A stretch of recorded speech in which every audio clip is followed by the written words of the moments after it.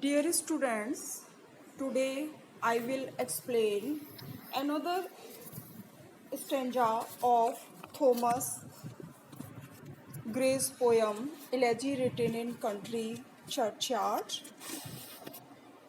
First, I read our lines. Here rests his head upon the lap of earth, a youth to fortune and to fame unknown, fair science frowned not on his humble birth, and melancholy marked him for her own. These lines belong to the epitaph of Gray's famous elegy. As I have told you that this poem deals with the subject of death. The poet laments on the death of poor villagers.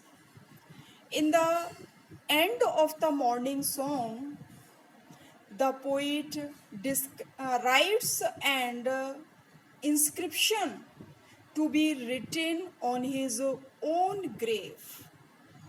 Gray says that in one of the graves lies the poet himself. In other words, our poet himself is lying in one of the graves as if he is taking rest in the lap of Mother Earth, in his mother's arms, because it sustains human life. He was a youth who was favored neither by good luck nor fame.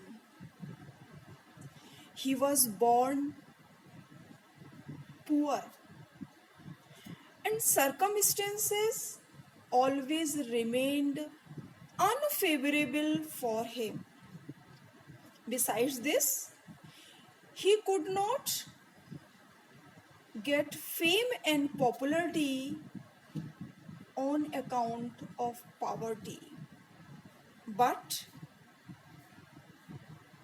poet wants to make it clear that knowledge did not neglect him on the ground as he was born poor. Here, science has been personified as the goddesses of knowledge. The poet wants to say that the goddesses of knowledge did not devoid him from learning. The result was that they were talented. The result was that many poor villagers who are lying buried in their graves, they were talented. Besides, our poet, many villagers who are lying buried in their graves, they were talented. If they had got opportunity of showing their talents, exercising their talents, they would have become very famous and popular. But melancholy was lifelong companion. In other words, his life was filled with sorrows and sufferings. We can say that he was melancholy by nature and temperament. The next stanza. Large was his bounty and his soul sincere. Heaven did a recompense as largely send. He gave to misery all he had, a tear. He gained from heaven a friend. In this present stanza, poet tells us that he was very sincere and generous by nature. In return, God gave him an equally generous reward. In other words, God rewarded him as largely as his generosity was.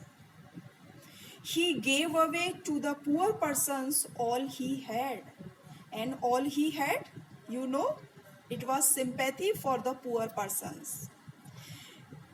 He received from God what he desired in life. In other words, his wish was not to grow wealthy and famous, but to attain a true friend in his life. And you know, the true friend he got. Probably the true friend was God.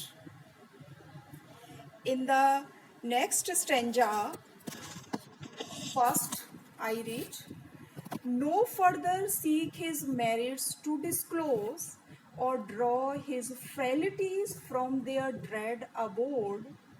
Dread means fearful, horrible. There they alike in trembling hope repose the bosom of his father and his God.